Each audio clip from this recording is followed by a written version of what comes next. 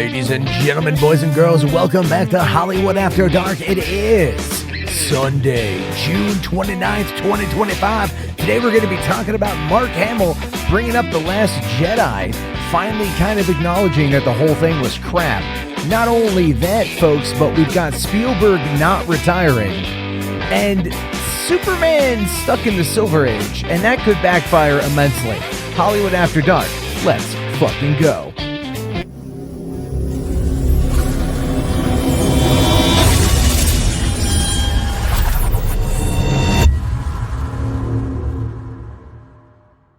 Hey, what's going on, everyone? How you guys doing? Welcome back to the show. I know Sunday evening movie news, kind of just more of a hangout, you know what I mean? And I gotta say, I'm really thankful for the support that the episode yesterday got. I really I'm not gonna lie, I was a little nervous putting it out like that, you know, just kind of no script, just riffing, top of my head stuff. You know, I mean, I got my notes and everything else, but it's nice to see that the people who've been around for a while are on the same page. And I really do appreciate that. You know, YouTube, this whole thing is just, you know, a means to an end for a lot of people, but truly, and if you've been around a while, like, you guys know that I'm pretty passionate. You guys know that I love movies. You guys know that I really just want to lose myself in them. And that's why I do what I do here. So if you guys have paid attention earlier today, my review for The Accountant 2 came out, and tomorrow morning, the review for K-Pop Demon Hunters comes out. And then, of course, I realized that I've got to I got to watch some Jurassic Park movies to get ready for Jurassic World Rebirth. I didn't even realize that's like coming out on Tuesday night. I have tickets for it. I have 12:01 a.m. tickets to go and see Jurassic World Rebirth. And I'm actually pretty hyped about that, actually. The thing about Jurassic Park movies for me is that it's always been like just massive escapism, you know? So a few months ago, I was looking around on Reddit and I came across the somebody selling the collector's edition, the 4K collector set, all 6 movies, including the director's cut of Dominion, which I hear is the version worth watching and the one that I'm definitely going to be watching in a couple days. And, you know, it's normally $99 on Amazon, brand new sealed. This guy had it $45, including shipping. And I'm like, that's too good of a deal to pass up. So I got it. I brought my 7-year-old daughter in. I said, okay, we're going to watch Jurassic Park. She's like, I don't know about this one. I'm like, no, it's all good. It's all good, kiddo. You're going to love it. Okay, I was only a little older than you when this movie came out. I realized I was like 11. She's 7. That's a big age gap. That's my bad as a parent, y'all. I mean that literally. Like, you know, I don't show her scary movies. I mean, she can't even handle Coraline. Like, that's just kind of how she is. She loves Monster House, though. Go figure on that one. I think it's like the fact, like the slow build to the scare versus the direct in your face is kind of like how I view it. But anyway, we watched Jurassic Park. Man, this movie holds up. I can quote it. She's asking me who the characters are. I'm like, oh, that's this person, that's this person, that's that person, you know, and I still have all of my 11-year-old knowledge, you know, 30 years plus now of Jurassic Park. And I still retain all of that, you know, and I was so excited to show it to her, and we're watching it, and she was fine until the raptors, and those got her, those spooked her out. So now she doesn't want to watch any of the other movies with me. So it looks like this week I'll be just probably going through, if I have the time, I'll try to go through the other 5 films. If I can't, I will do, you know, the Jurassic World movies before I get to Rebirth. Although I probably don't really need to. I could probably just like watch Jurassic Park, like The Lost World, and maybe number 3. Because I feel like Jurassic Park, you know, like this new one, while it's called Jurassic World Rebirth, feels like it's kind of going back to the original, right? I mean, like the raft scene from the originals in this one. So it's like, maybe I don't need to. Honestly, I haven't even done like that much research on like where it sits. I know it's post Dominion, but I don't quite know like what they're trying to do with it. Are they trying to like move away from the Jurassic World franchise, pick out the good parts? I don't even know. So if you know, like let me know, because this is one of those things where it's like, as much as I pay attention, and I've paid attention to like Jurassic World and Fantastic Four, I think the least out of like any movie coming out this summer that I'm even remotely interested in, with honestly Superman kind of being the number one thing there. You know, and let me just kind of migrate over to just kind of get that topic out of the way, because, you know, apparently if I have opinion on Superman, it's just bad because like I can't criticize it. A new clip came out. So on yesterday's episode, I talked about the clip with Lex Luthor in Lex Luthor's office, and how it was, you know, full of jokey jokes, physical comedy, felt like a Three Stooges clip. So they posted another 20-second clip today. This time, Superman returns to the Fortress of Solitude. He talks to the Superman robots, which is what he calls them. I thought that's kind of weird. And and Krypto has trashed the joint. And it's not a good scene, right? It's Krypto is such a distraction in this movie. Everything we see is about the goddamn dog. And that is, by the way, like I've said before, this is the central part of the marketing. The central point of everything they're doing is about this dog. This movie is not even about Superman anymore. Like, yeah, he's got the name. Yeah, he's on the cover. Yeah, he probably made the most amount of money. But it really is all about the dog. And that feels like some kind of like gaslighting marketing. It really does, you know, like it really does. Because in this clip, the best part about this clip was that he talks to the Superman robot that is voiced by Alan Tudyk. And if you listen to the clip, and again, I can't play it because they're going to block it worldwide, but if you listen to the clip, you're like, oh, so that's where K2SO went. Because Alan Tudyk, for as gifted of a voice actor as he is, for as talented of a comedian as he is, and I love Alan Tudyk, he has a tendency of kind of playing similar characters. And he has a tendency of kind of like not varying like his vocal range. And like K2SO was a great character in Rogue One, especially popping up again in Andor for like the little bit we got of K2SO. And it just feels like this is K2SO. And it feels like it's silly. It doesn't fit in this world because we're like, we literally just had, 2 months ago, Andor. We just had Andor return. We had this epic finale, this great finale leading into obviously Rogue One, but it like brought us back this character that many of us had been waiting to see again for a long ass time. And it was Tudyk giving a great performance, as he normally does. And then here we're getting him in a very similar position, another cybernetic organism, right? Another robot, another cyborg, another autonomous walking clanker. And it's almost the same character, like almost legitimately the same character. And I don't know if that was a Gunn thing. I don't know if that was a Tudyk thing. But it's like, I think what you're going to have in that moment is people realizing that that's K2SO, and they're going to be like, oh, what the fuck is he doing here? Right. That doesn't seem right. And at the same time, it's like everything about this clip that we're seeing and the other clip we're seeing is Corn Sweat is not acting good. And like the guy seems like a fine actor, like, him on a like personality level, on a charisma level, he looks amazing, right? Like him in interviews is great. He's personable. He's funny. And then everything I've seen is like the opposite of him. And I keep trying to figure out like, why did Gunn do this? Now I mentioned in yesterday's episode that James Gunn has like bitten off more than he can chew. And he's in a position right now that I think is really, it's a test. It's all a test. And someone commented and they're like, he's just doing what Kevin Feige did. And I'm like, that's not true. Because Kevin Feige has been and will, for the most part, always be a producer.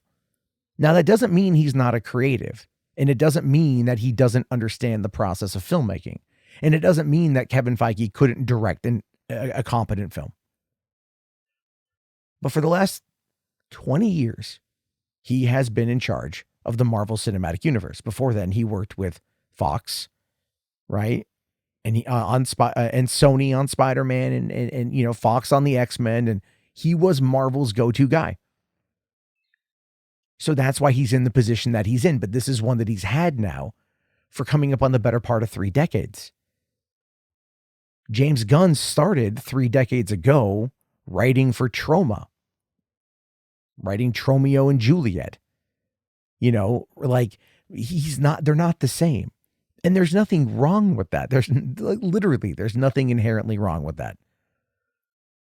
But they took a director and they threw him into the deep end as a studio head. And yeah, he's got a partner. But that partner was like an agent before becoming a producer. And so he's handling the business side, but the creative side is Gunn. So when I say that Gunn has bitten off more than he can chew, yeah, right? He has. And there's no denying that. And that's one of those topics where I get kind of confused when I see those kind of responses, because I'm like, Kevin Feige, this is what he's done. This is what he's always done. And everything else. And Gunn is a filmmaker, which is what I think he largely wants to be doing more than anything else. But anyway, look, again, I'm just trying to wrap my brain around this like Silver Age nonsense. So, Gunn has said here that like, he doesn't think that there's ever been like a big science fiction Silver Age Superman, and that he wants aspects of that in this movie. And it's got all the tropes, right? Big spectacle, sci-fi gadgets, kind of a more earnest and hopeful Superman. But I don't think it works with today's people, right? Not the hopeful and earnest Superman, because it's not to say that Henry Cavill wasn't getting to that, but he was, quite frankly, a fish out of water and kind of trying to, walk that line, the duality of his character, the duality of his being, right? The philosophy of who he is intrinsically. And here, this is a Superman that's kind of wearing his heart on his sleeve. And we've seen him cry. We've seen him yell. We've seen him be emotional. And I don't have an issue with that. But it's not really working for me. And every clip I see, every new piece of information that they put out there, I'm thinking, my God, you guys, what are you doing? What are you doing? What is this? What are you doing to us? Like, you're showing us nonsense. It's schlocky. And if this is, and I know that these are not representative of the entire film and context will matter. I get all of that. Okay. I'm one of the few people you will find that's always like, watch it for the context. Okay. Get the context first. Look, I will hyperbolically make the claim that I'm the most honest person in movie journalism, at least punditry. And some people get mad at me for saying that, but I mean, I'm legit. Like, I'm not going to lie to you. I have no reason to lie to you. I'll always bring as much evidence as I can.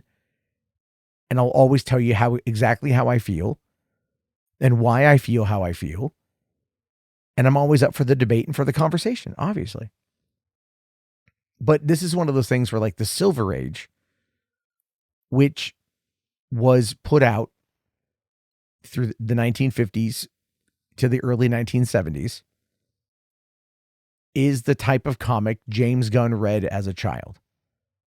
And so when you're in a position like the one he is now in, and you are trying to create this universe and you're trying to bring this character into the mainstream, and you want to make it something that's for everyone, predominantly children, you're going to go back to what you like when you were a child.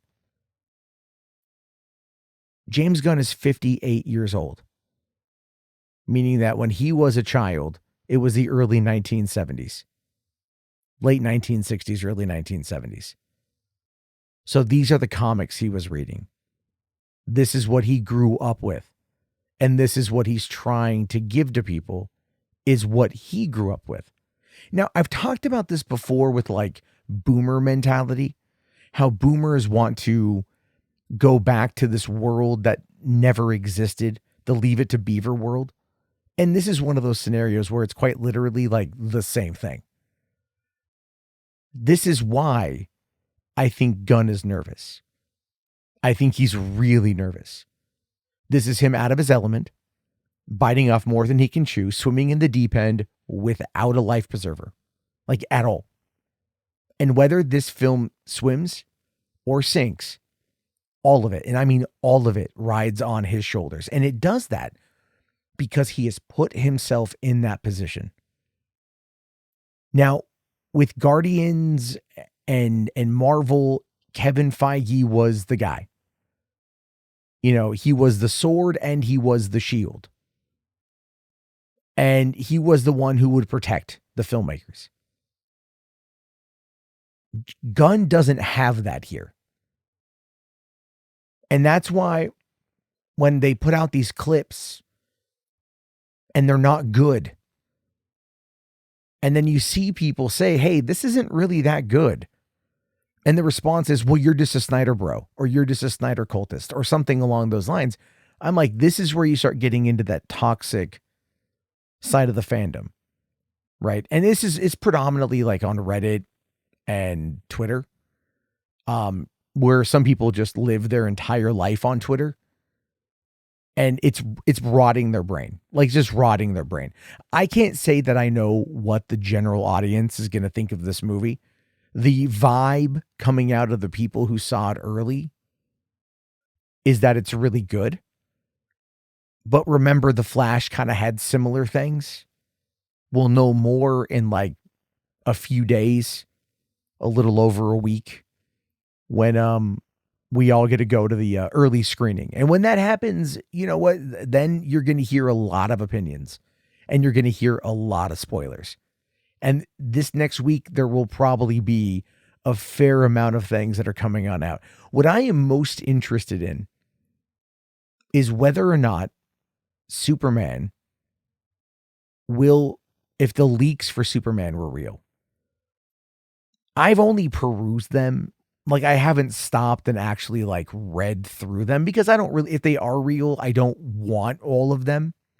I don't want them in my head before I watch the movie to kind of like, you know, alter my opinion. And I say that, and I'll be, again, hypocritical of me to say that in this moment, because I was just criticizing the two clips that have come out. But those are clips. Those aren't just like potential leaks. You know, I need to see those clips in context, but at the same time, without context, which is what we've seen officially, it's not very good. We'll have to wait and see on that one. I don't quite know. All I know is that I really just feel like I'm not a fan of the Silver Age. And I have a feeling that's going to be lost on a lot of people who aren't above the age of like 45 to 50. And I even think the people that are 45, you know, are going to look at that and still go, I don't know. It's a bit much. It's a bit corny. It may not work. But then again, look, it might work. I could be entirely wrong. I don't know. I haven't seen the movie. But yeah, like as soon as I do, you'll know it, because I'm going to put a review out as soon as I get home from watching it. All right, look, enough about that, okay? I want to talk about something that's more positive and uplifting, and not just my general grievances with the marketing of a movie that hasn't come out yet. So I saw another report coming out from Boris Kitt over there at the Hollywood Reporter. And he was talking about, in an interview with Steven Spielberg, he asked him, like, hey, man, are you going to retire? And Spielberg says no. And that's awesome. So what you got to remember is Steven Spielberg right now is 78 years old. 70 fucking 8 years old. This guy's been making movies for well over 50 years. Jaws just hit 50. And Jaws wasn't his first movie. It was his first big blockbuster. But for 50 years, Steven Spielberg has defined a generation of childhoods. And I love the fact that he's like, no, I'm not going to quit. I'm not going to walk away. I'm not going to saunter off into the good night. No, he's not going to do. Why would he do that? It's the idea. Look, here's what he says. He says, I'm making a lot of movies and I have no plans ever to retire. Right? Like, and this was said during a celebration of his 5-decade-long career, the other day. And he's made more than 40 movies and become, again, like one of the most influential. I don't even want to say one of the most. I want to say the most. I think in the modern age of cinema, the last half century, the most influential filmmaker is Steven Spielberg. I don't think there's any denying that. I don't think there's any denying that. Is every one of his movies a banger? No, they're not. Okay. All right. Whether it's critically or even audience reception, not everything is loved by everybody. But you'd be hard pressed to find somebody who wouldn't go into a Steven Spielberg movie without like hope and optimism that they're going to get a good time. Even if it's like Schindler's fucking List, which is, like not what I would call a good time. But you're definitely going to be, I mean, I don't know if I is the word entertained? I don't know what the word is for that. Because I would view entertained like, yeah, no, I'm having a really good time. This movie kicks ass. And then you watch it and you're like, I don't know, man, that preacher guy just got shot in the fucking head. And there's the blood. And we are in for some shit. That's a heavy ass movie, man. I don't know if Spielberg at 78 could make that kind of heavy ass movie. You know what I mean? I don't know if he could do it now. But he's still working and he still has ideas and he still wants to get out there and create and tell stories. And listen, that is what we should be paying attention to, right? Look, regardless of whether or not we like a story or we don't like a story or whatever it might be, we have to appreciate the art. We have to appreciate the process of getting it done. There are thousands of movies made every single year, and we are not going to know about or see a small fraction of them. You know what I mean? But there are people out there all the time that are trying to shoot their shot all the time. They are doing something all the fucking time. And it's always an inspiration. Not everyone is going to have a Spielbergian type career. Not everyone's going to have a Kevin Smith type career or a Tarantino type career. But, you could just have a well-rounded career. And that's the thing. There are so many filmmakers that just like put out maybe smaller movies that don't really go anywhere, but if you watch them, who's behind it. It's going to be a good time.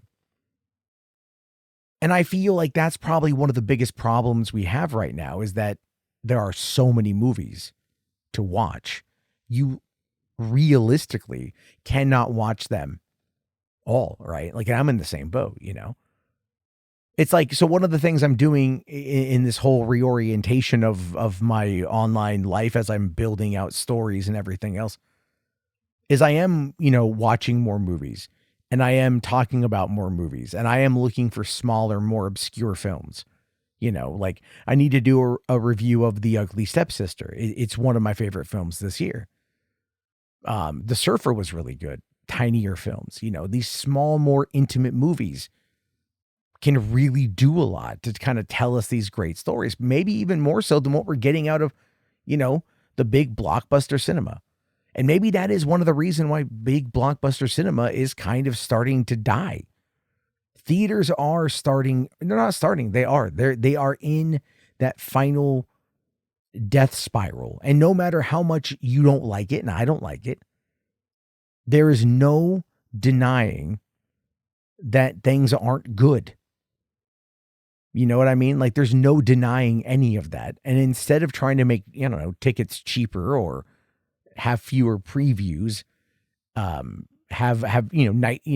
investing money in these premium formats as a way to get you to go on in, because it's easier to sell out a 65 person auditorium at $25 a ticket than it might be a 150 person auditorium at $10 a ticket, and so they can sell them out and then they can make more money. It's like Kevin Smith was talking about this the other day about like theaters are going to kind of be like vinyl, and there's like, again, physical media is kind of going that pathway. There's like new movies being announced all the time coming out on 4K, and it's like steelbook this, steelbook that. And I'm like, I don't want that shit. I don't need a fucking steelbook. Just give me the disc. I want to watch the movie. I like the packaging, sure, but I just want to watch the movie. And so I feel like this whole Spielberg situation is just a great reminder that those who love to tell stories will always find a way to do it. And I got to say this because I always like bringing it up whenever I can, but if you've ever seen Clerks 3, go back and watch it again and watch through the end credits. Kevin Smith, instead of like a score, taking us through the whole thing, Kevin Smith talks to the audience, talks to them about Randall's journey and the fact that he continues to make movies until he dies in his 90s. But in the second half of his life, he found what worked for him and he did it. And he was no longer afraid of it. And that is Spielberg in a nutshell. That is our favorite filmmakers in a nutshell. They're not afraid of it. They do it. They run towards the danger. And it's really, honest to God, really fucking inspiring, man. It really is. It's like super ass inspiring for how this stuff like plays out. You know what I mean? And I feel like if we were to do, like live in those moments more, we could have a career like Spielberg in regards to being around for like 50 years.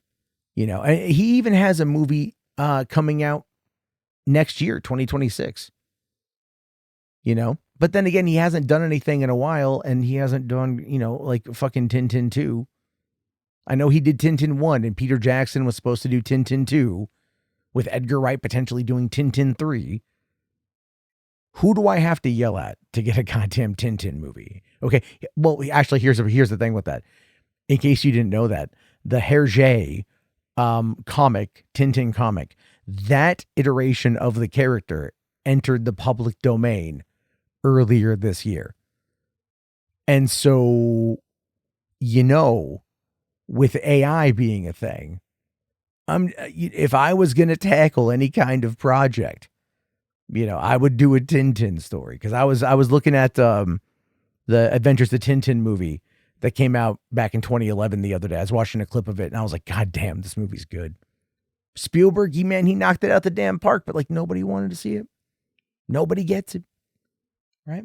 Sometimes filmmakers are kind of hard to understand though. You know what I mean? Sometimes people have issues with that. And that kind of takes me into this next thing I want to talk about, because the Hollywood Reporter, man, I swear they are trying to yuck Denis Villeneuve's. I'm going to keep butchering that name. They're trying to yuck his yum. So, news came that he was tapped by Amazon, in this case, Amy Pascal, David Heyman, to direct the next Bond movie. But as I mentioned in yesterday's episode, he doesn't have final cut, and he's not signed to anything more than just one movie. And I'm sure it's a play it by ear type situation. But the Hollywood Reporter puts out this article, and it says, it asks the question, is he good or is he the right fit for James Bond? And I'm sitting there reading this headline like, are you out of your goddamn mind? The guy behind Prisoners and Sicario and Arrival and Dune 2 and Blade Runner 2049, is he not a good fit for Bond? Are you like, what?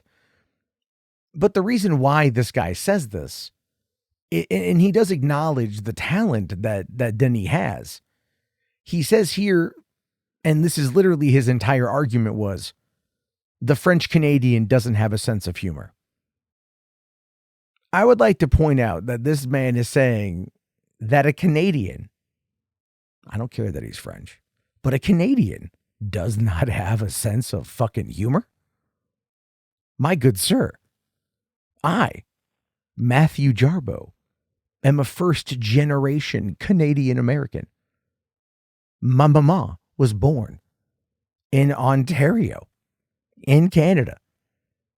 All right. I can tell you firsthand, Canadians, whether they are, born there or the progeny of people born there, have a sense of fucking humor.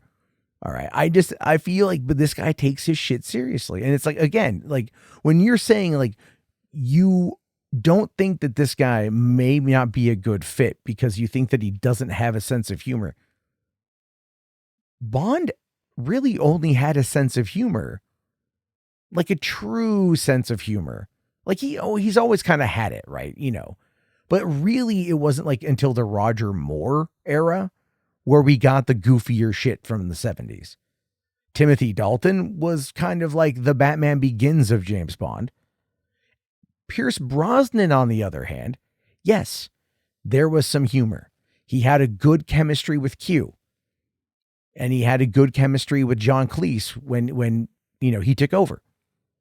And he had that ironic sense of humor, that dry martini sarcasm, and he brought it. And it worked in many ways because a lot of the times Bond has quips, but then again, Pierce Brosnan did say the line that was at the very end of, that one movie. I'm forgetting the name. Not Tomorrow Never Dies. Is it The World Never Sleeps or whatever that one was from 1999? Or is it The World's Not Enough? I forget the name of the movie right now. But either way, at the end of that movie, he's fucking Denise Richards in like a rejuvenation tube. And he just looks at her in the eyes. And the last thing he says is, and I thought Christmas only came once a year. That's a line from a James Bond movie. I remember that was the last movie I saw at my local movie theater before I moved to San Diego. Was that, I think it's The World Is Not Enough. Was that movie. And I walked out of that movie at like 17 years old just going, what the fuck? Did he just make a cum joke? And again, go back to what I talked about yesterday, the whole thing about the female orgasm. Okay, it gets downplayed, but they had it in a mainstream Bond movie. So you know what? Yay for that one. All right, but that line kind of set the tone for like Die Another Day, which I like it. So I'm not going to complain. I'm even going to go out there. I'll tell you guys this right now. I'm going to stand it. Madonna's Die Another Day theme song. Fucking lit. Good movie too. Look, like Halle Berry went from Swordfish to Bond. You know what I mean? Like she was rocking it back then. Wouldn't mind watching that one again, actually. I need to go through all the Bond movies. Yeah, I still haven't seen No Time to Die, but I need to go back through them all again. I don't think my kids would enjoy them. So maybe, who knows, if you want me to do like a month-long James Bond review marathon, you got to let me know. Because I'll probably end up doing that. But anyway, I feel it's kind of ridiculous to go after Denis in this fashion. All right. Like the guy is a very talented filmmaker with a very keen eye and a very good ability to tell stories. But the stories that he's done so far have largely not been based around anything that would be humorous. Prisoners was literally about a kid being kidnapped and the parents like going crazy trying to find the kid. You know, Sicario is about like going down and dealing with the cartels. Arrival is about aliens coming to Earth. Not really a time to crack wise, despite the fact that Jeremy Renner is a funny guy. You know, Blade Runner, same kind of thing. You know, a Dune. The humor is as dry as the planet of Arrakis.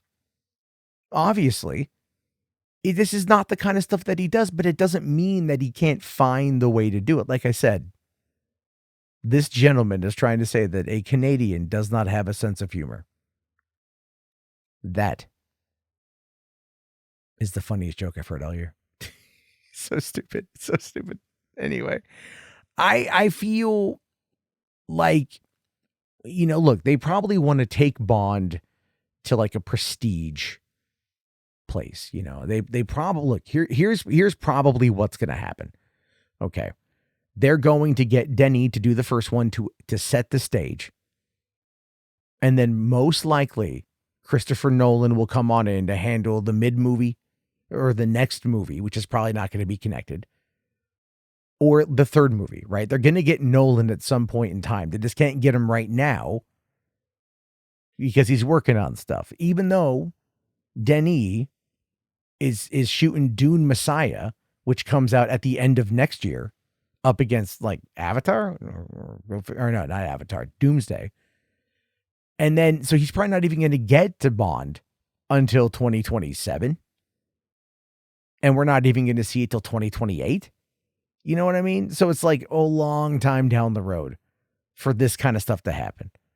But I just find it kind of odd. I really wish that there would be a lot more celebration of that. But, you know, hey, listen, man, I understand the opinion. I may not agree with it, but I understand it. But, you know, another thing I thought was interesting was, again, because now we got more people talking about James Bond. So you got this guy, Henry Golding. Wasn't he the dude from like Snake Eyes? Right? That was a guy from Snake Eyes, right?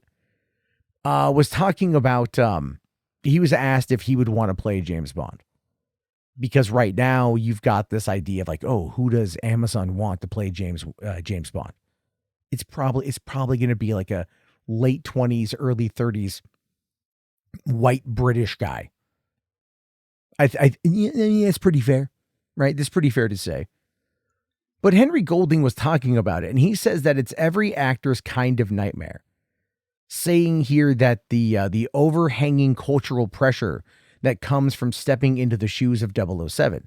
He says that while the role is a tremendous honor, it also comes with daunting expectations, making it a challenging prospect for any actor. I'm reading off my notes here. And he's not wrong. I mean, there's a pedigree that comes from playing James Bond, right? There's an idea, there's a style.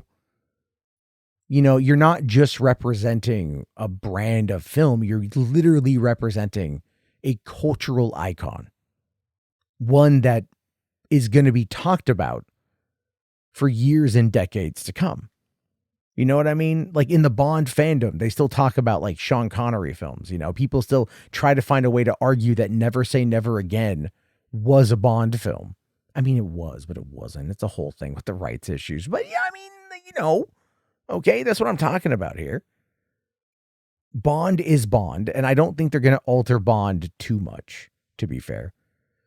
But yeah, it's one of those things where it's like, it's kind of like Anthony Mackie had said this. He's like, there's no more movie stars. You're just playing a character, right? The character is the star, not you.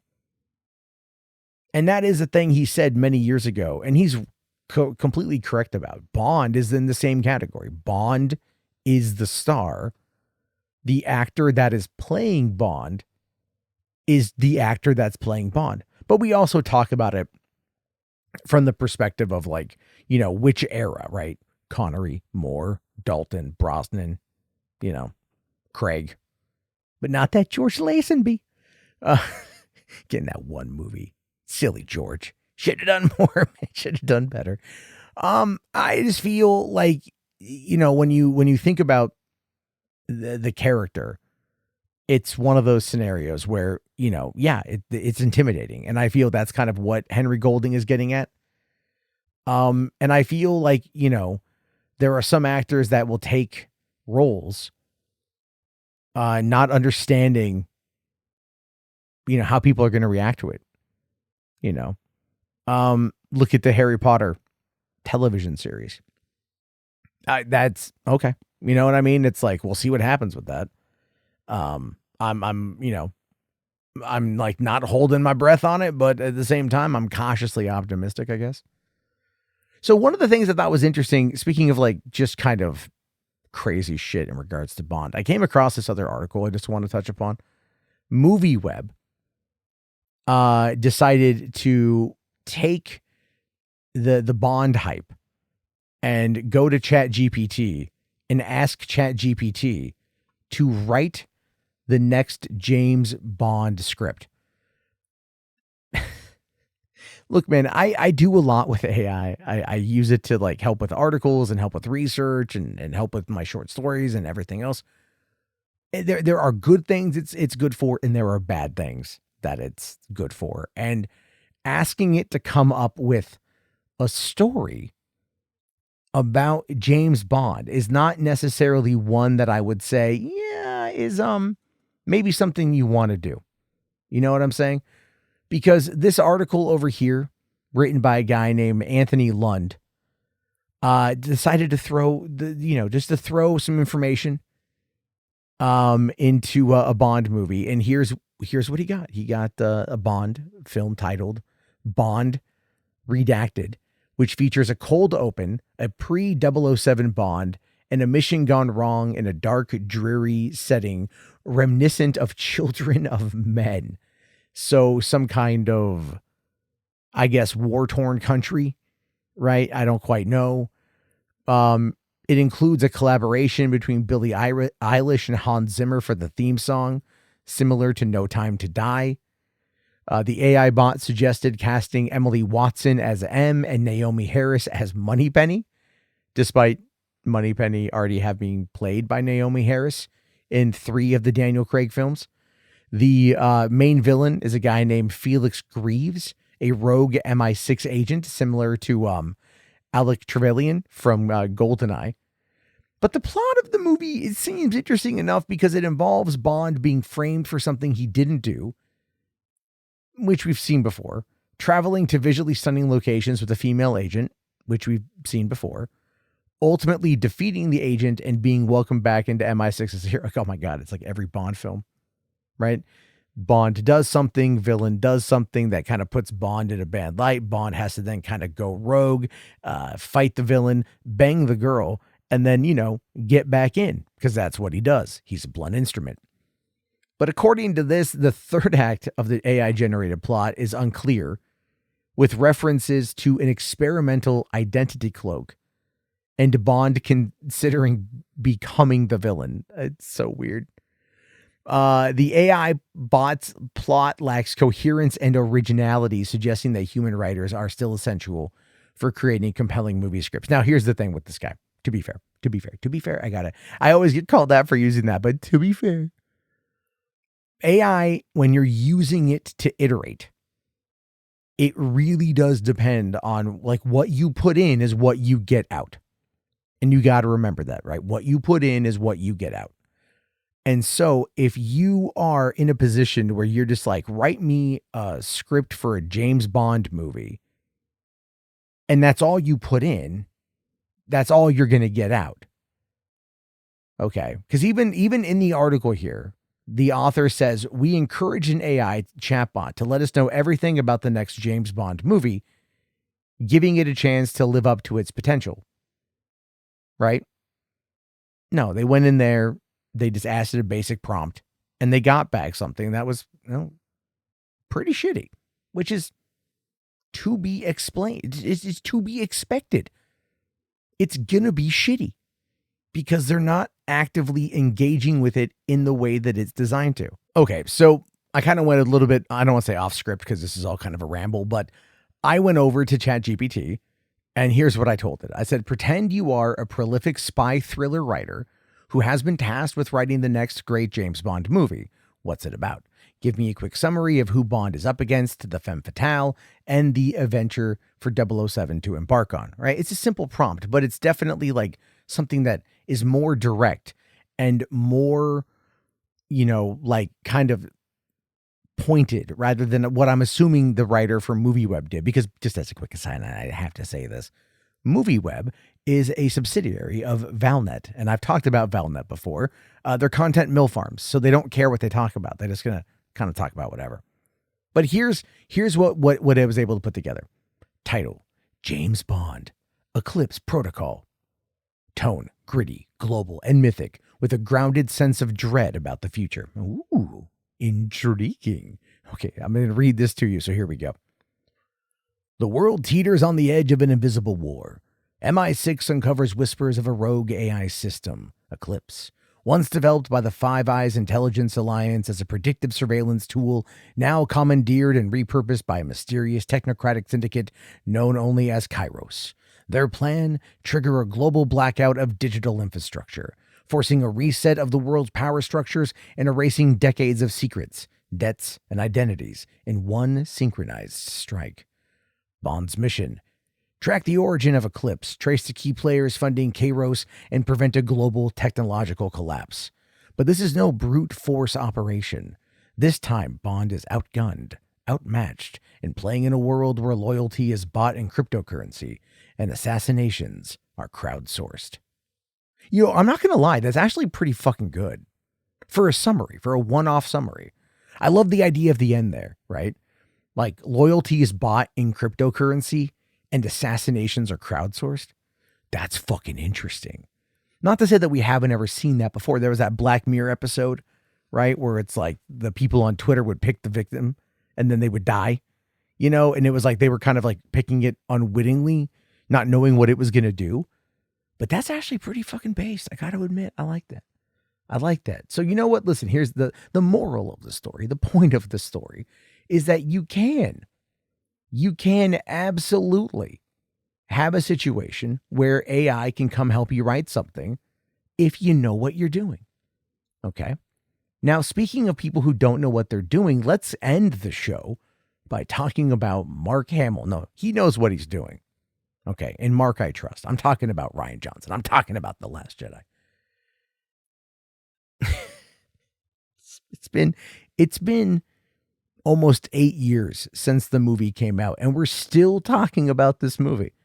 I mean, listen, all things considered, you can't really like argue that there's not some kind of like weirdness about that. We're still talking about the damn film, even though it wasn't great and kind of derailed the franchise. So there you go on that one. But Mark Hamill, was recently talking about The Last Jedi, recently talking about his internal backstory for Luke Skywalker in that movie. Okay. And in his mind, he created a much darker backstory. Why? Because he didn't like what Rian Johnson wrote about why he had isolated himself. Okay. Like he didn't like the official explanation for Luke's isolation, mainly his guilt over Ben Solo's turn to the dark side. So then Hamill created his own headcanon to help justify the character's state of despair and withdrawal. Okay. I mean, like when you are, because he's talked about this before, where he had to put himself, like, he wasn't Luke Skywalker. He was Jake Skywalker. Right? A different version of Luke, like a multiversal version of that Skywalker. So in this podcast interview, what he says essentially is that this idea involved like Luke falling in love, leaving the Jedi Order, and starting a family. In this, kind of like alt history version, tragedy strikes when Luke's toddler accidentally activates an unattended lightsaber and is killed instantly. Overwhelmed by grief, Luke's wife then commits seppuku. With this double loss, Hamill reasoned that it would be powerful enough to make someone like Luke abandon their faith and become a hermit. Now, he's acknowledged that this is like way darker than like what was in the movie, but it was how he was able to play that role. And I'm not going to lie, he was really good with what he did in that movie. I mean, the story sucked and like, you know, but he was good in what he had to deal with or what he had to work with. So I have to laugh at this because in my brain, I'm going like, you had one of the most twisted, diabolical baby looks in a lightsaber, ends up just getting a hole in his head. You know, like we're talking like a Jedi version of the movie, The Coffee Table. Hashtag if you know, you know. I guess sort of thing. I don't even know. I haven't seen the movie. I know it involves a baby at a coffee table. Nothing good when it happens when the two of them mix. But anyway, I really feel that Mark Hamill, for the most part, did not like his characterization in The Last Jedi. But he's a professional. He's going to do the job. And here we are, you know, nearly 8 years later, and Star Wars hasn't even like fully recovered yet. And I don't think it ever will. I don't think it ever truly will. Despite my love of Andor, despite my love of Mandalorian and all of that stuff, Clone Wars, Bad Batch, Rebels, you know, like everything. It's never going to get that back again because in that moment of Luke Skywalker dying, our trust was taken because it didn't make any fucking sense. And it's like J.J. Abrams, I'm mad at everybody, to be honest with you, because they've all could have seen this coming. They all could have seen this coming. You cut that scene by 5 seconds, you saved the fucking franchise. And I don't think there's any other way to describe it, to be honest with you. But at least now we know where Mark Hamill's headspace was. And it doesn't make it any better. I'm not going to lie. It doesn't make it any better. It feels kind of like, well, shit. You know, could he have gone to Kathy and been like, hey, Kathy, here's my backstory because this shit sucks. Okay. I'm trying to be, you know, I've been playing the role since the 70s, you know, for 30 years. I've been playing the role 40 years at that point. My bad. You know, it's like, Jesus Christ. But it's the right, you know, corporations are going to corporation. That's just where we are. So at least now we know that Mark Hamill, not a fan of The Last Jedi. It does make it a bit more validating, in my opinion, to hold the position that I've held. I've tried to like that movie, as I'm sure he has tried to like that movie. I don't think there's any real defense of that movie. But I love the Knives Out films. You know what I mean? We're getting Wake Up Dead Man or whatever it's called later this year. Third Knives Out movie. Fuck yeah, right? So I can get hyped for that. You know? But it's just one of those moments where you have to just kind of stop and kind of bring up the meme. Like, never forget what they took from you. Never forget what they took from you. This is why, man. You know, people have stories they want to tell and they want to get out there and they want to do it. And that's how they do it. You know, good, bad, or the other. It is where we find ourselves. But that finds us at the end of the episode. So I do appreciate everybody tuning in. This is a bit of a longer one, a lot going on there. I always enjoy just kind of going off and rambling.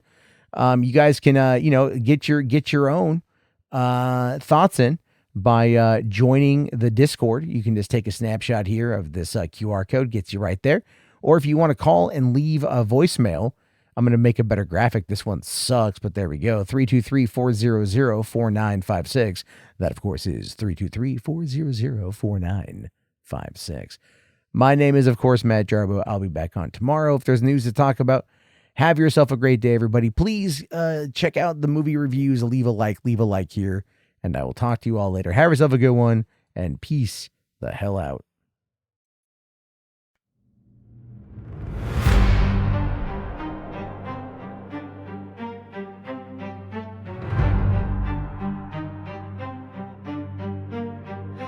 Whispers in the dark, she wakes unseen, born of control, now lost to the machine. They called her Eclipse, a light turned to shade. Now every secret is a weapon she made. Karis is watching, time's running thin. They're not killing cities, they're racing within. Ledgers and lies crumbed into ash. A world rebooted in a digital flash.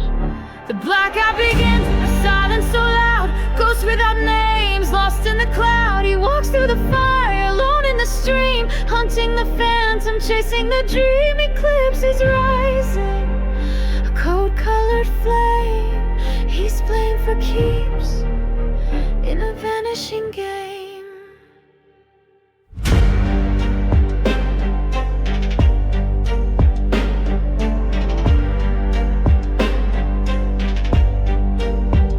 Krypto for loyalty, truth on a lease. Every assassin buys into peace. Outgunned and alone, eyes on every street. Fighting an enemy he may never meet. A whisper in servers, a name out of sync. The answers are buried in code and in ink. He dives through the static, decrypts every lie, because even in silence, someone must try. The black dot begins, a silence so loud. Ghosts without names, lost in the cloud. He walks through the fire, alone in the stream, hunting the phantom, chasing the dream. Eclipse is rising, a cold-colored flame. He's playing for keeps in a vanishing game.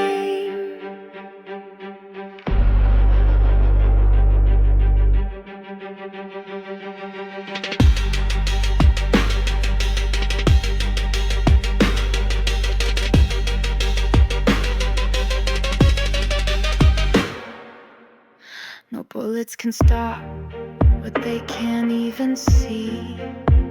No borders exist in this kind of spree. The future is stolen, the past redefined, but he's still the shadow